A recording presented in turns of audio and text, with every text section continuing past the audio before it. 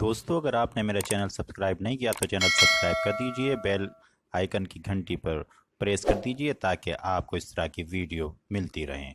जज साहब अपनी ही माँ को वृद्धाश्रम छोड़ आए। आश्रम में माँ का ध्यान रख सके इसलिए वहाँ के चौकीदार से दोस्ती कर ली थी और उसे कुछ पैसे भी दे दिए थे। चौकीदार के पूछने पर जज साहब ने चौकीदार को अपने दिल की बात आंखों में आंसुओं के साथ बता दी कि घर में पत्नी है जो माँ के साथ बदतमीजी से पेश आती है और पत्नी के कहने पर दोनों बच्चों ने माँ से बात करनी ही बंद कर दी। माँ को अकेलापन लगने लगा और इन सब वजहों से दिन भर रोती रहती थी, इसीलिए उसे आश्रम छोड़ने के लिए आ गए।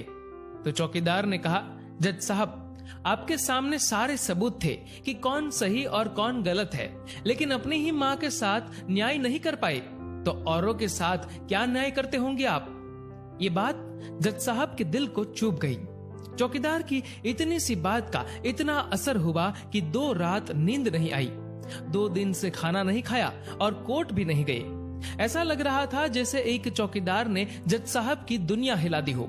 तीसरे दिन जज साहब अपने रूम से बाहर आए। पत्नी और बच्चे खाना लेकर इसी इंतजार में खड़े थे कि जज साहब कब खाना खाएंगे।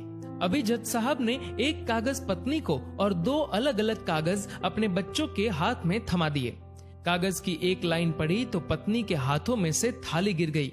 उस पर लिखा था कि मैं तुम्हें तलाक दे रहा हूँ, और बच्चों से कहा, आज से मेरी सारी प्रॉपर्टी आप दोनों की, मुझे कुछ नहीं चाहिए।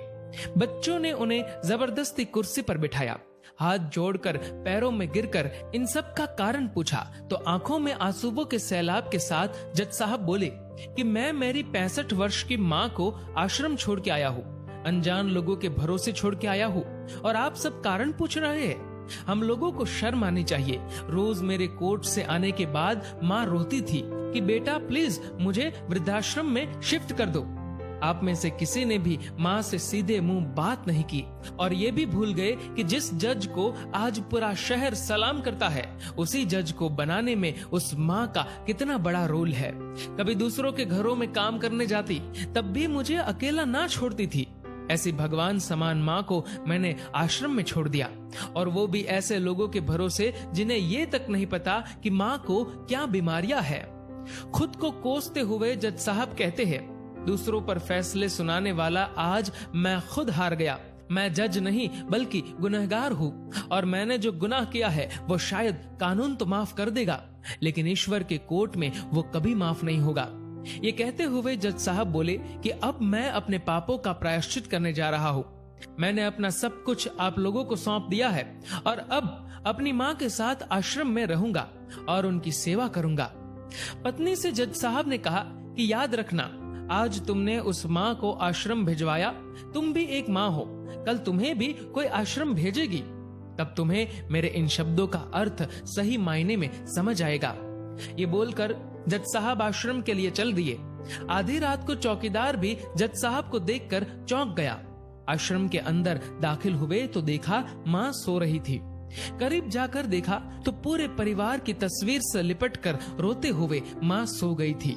आश्रम का प्रशासन भी जाग गया, क्योंकि पीछे पीछे पत्नी और बच्चे भी आ गए थे। उन्हें ये एहसास हो गया था कि उन्होंने क्या पाप किया है।